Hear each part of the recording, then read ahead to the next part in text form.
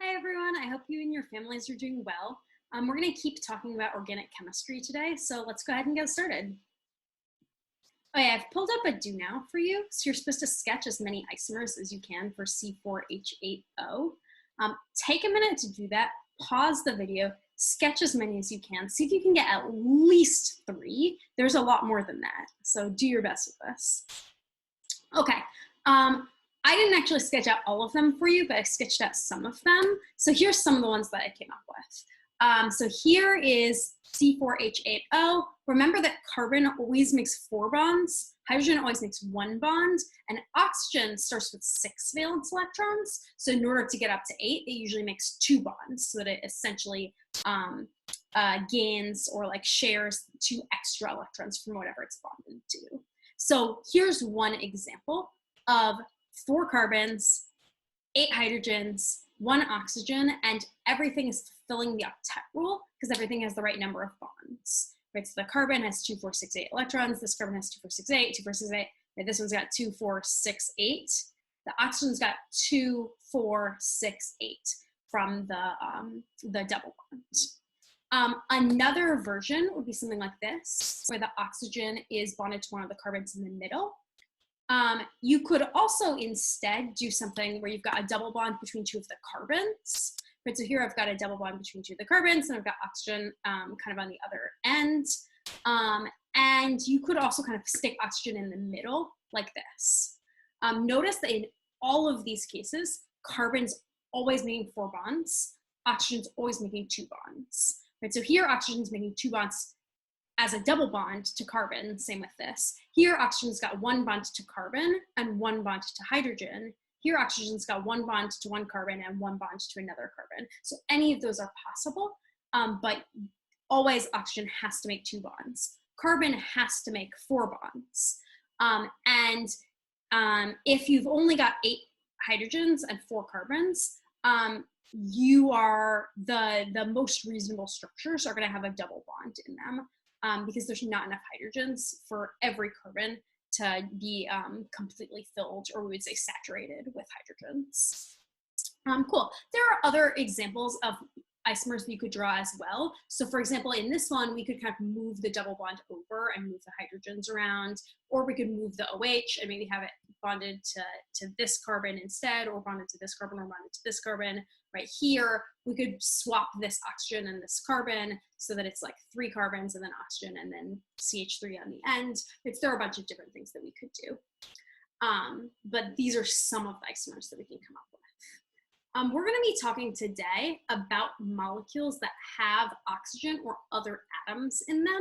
So we're moving on from just hydrocarbons to now talking about molecules with functional groups. A functional group is kind of a fancy word for like essentially a group of atoms in an organic molecule. It's usually a group of atoms that gives every molecule with that same functional group similar chemical properties. So for example, these 2 molecules are different molecules. They're not even isomers. They're totally different formulas, but they have the same functional group, which is to say they both have carbon bonded to oxygen, bonded to hydrogen. Here's carbon bonded to oxygen, bonded to hydrogen. And that's an example of an organic functional group.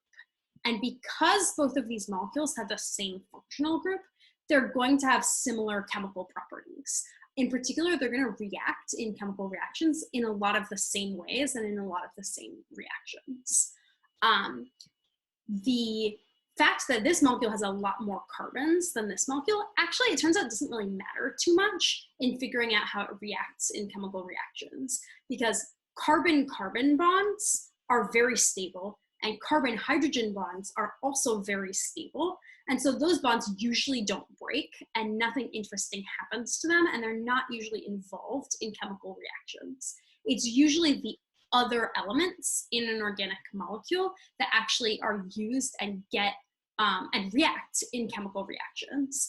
So the reactivity of the molecule is determined by its functional group, by these extra atoms that it has.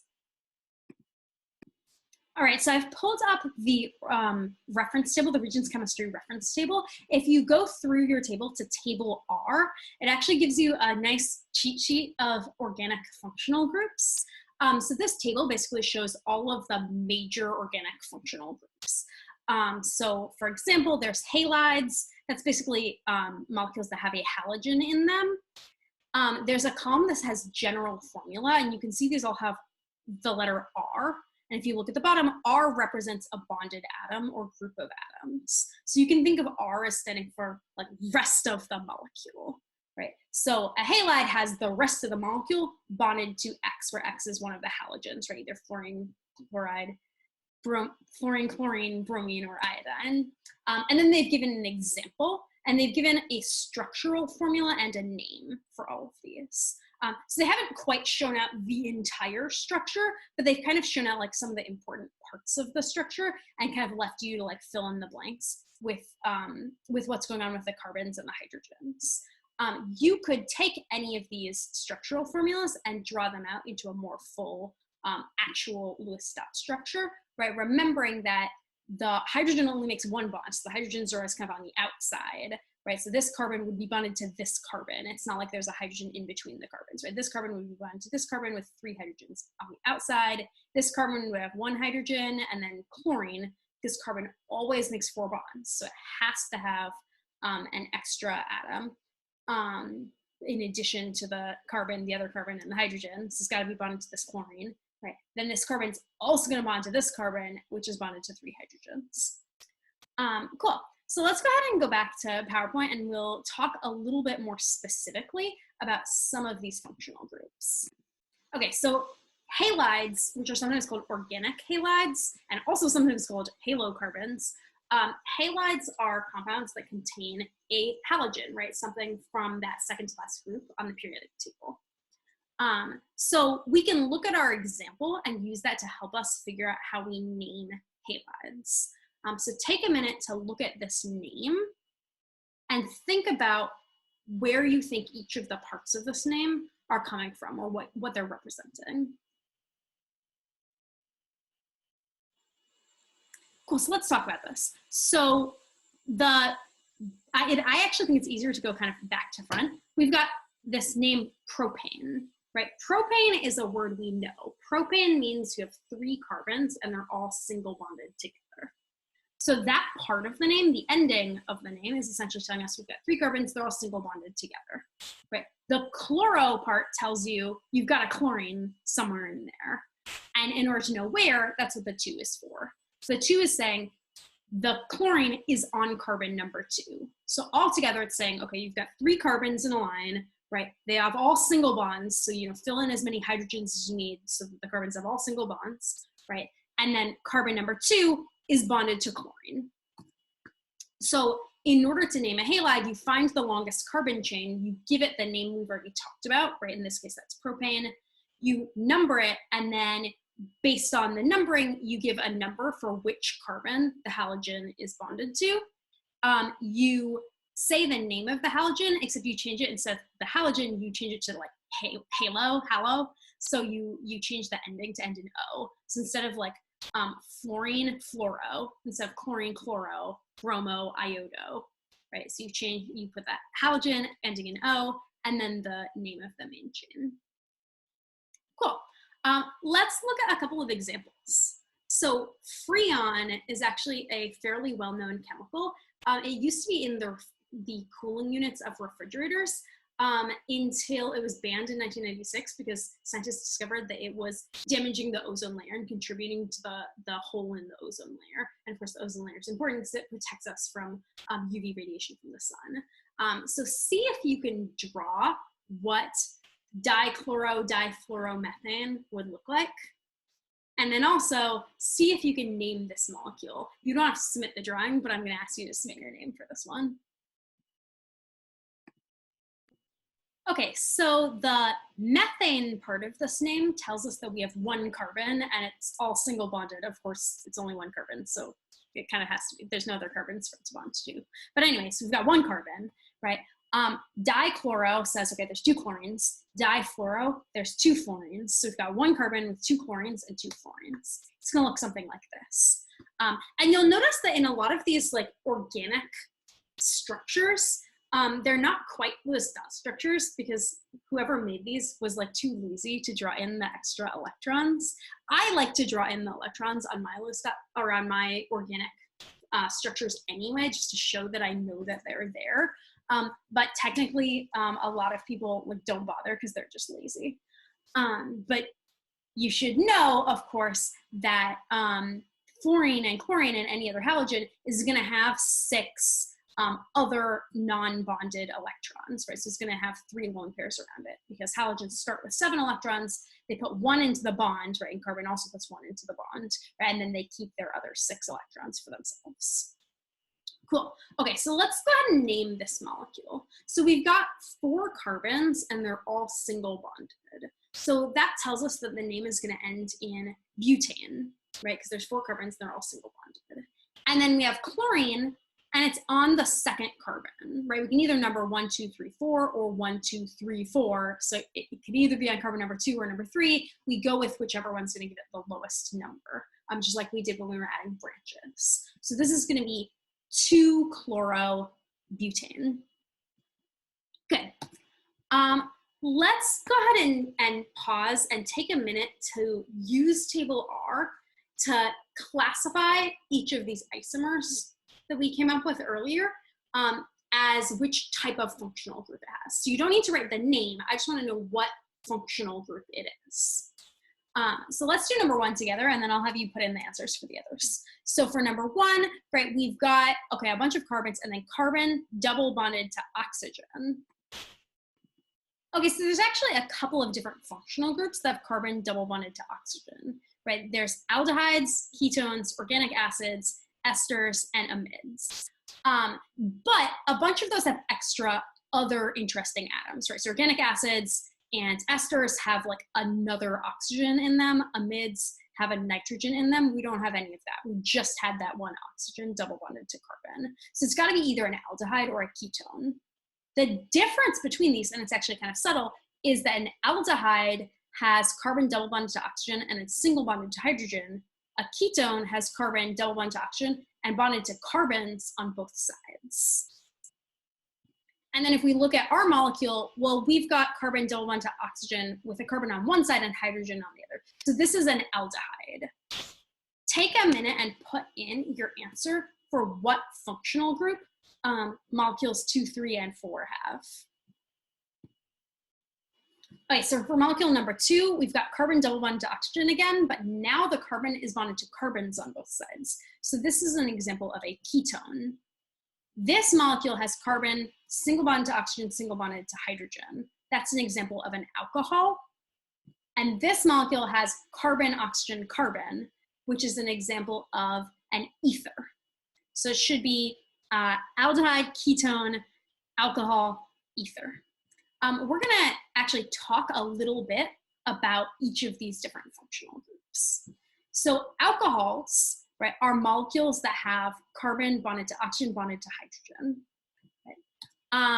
So the basic way to write that would be R and then OH, right? It's some sort of hydrocarbon molecule and then OH on the end.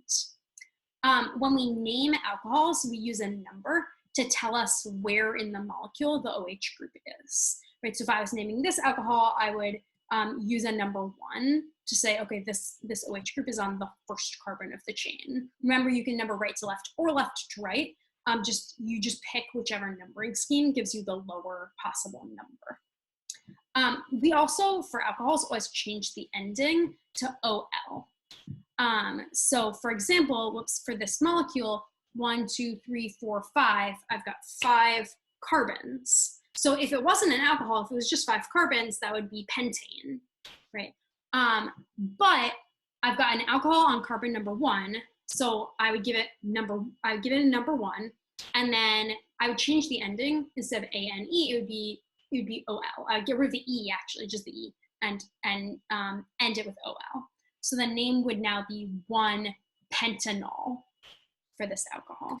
You might have heard about alcohol in pop culture, right? We often talk about alcohol as like the thing that people drink.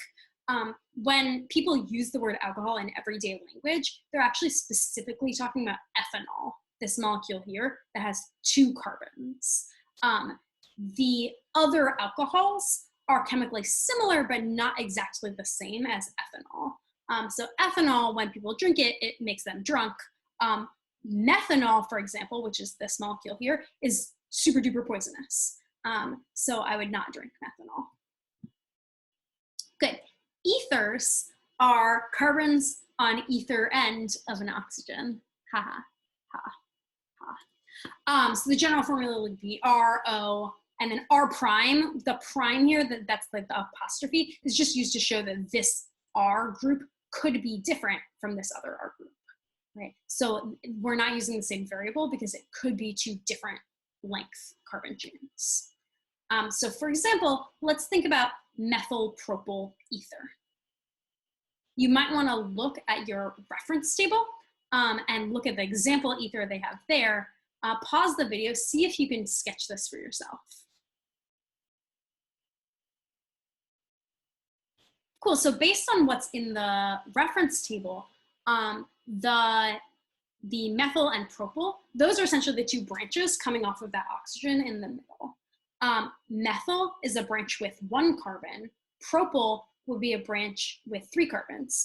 And so you're gonna end up with a molecule that looks like this, where you've got an oxygen in the middle, 1 carbon on one side, and 3 carbons on the other side. And then you fill in hydrogens so that every carbon is making 4 bonds.